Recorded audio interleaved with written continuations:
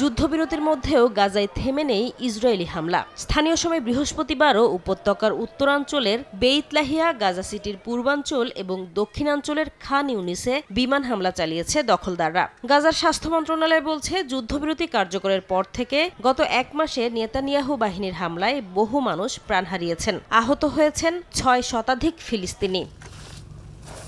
অধিকৃত পশ্চিম তীরেও অব্যাহত রয়েছে নেতানিয়াহু বাহিনীর হামলা ও অভিযান। হেব্রনের উত্তরাঞ্চলে বেইতুমর শহরে দখলদারদের গুলিতে কয়েকজন শিশু নিহত হয়। আন্তাবা শহরে ইসরায়েলি বাহিনীর সঙ্গে ফিলিস্তিনিদের লড়াইয়ের ঘটনা ঘটে। এ সময় ঘটনাস্থল থেকে বেশ কয়েকজনকে আটকের খবর পাওয়া গেছে। জেরুজালেমে দখলদারদের অভিযানের সময় গুলিতে আহত হয় অনেকে।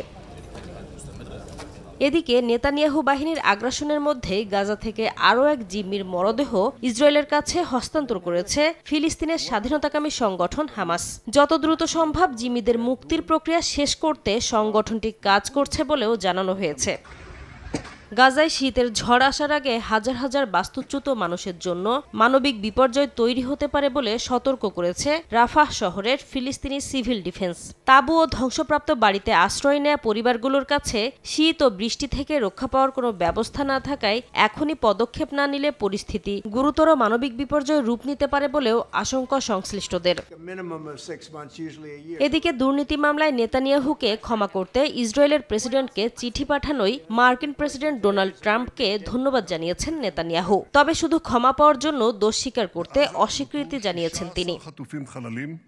নাসরিন রুমি, সময় সংবাদ।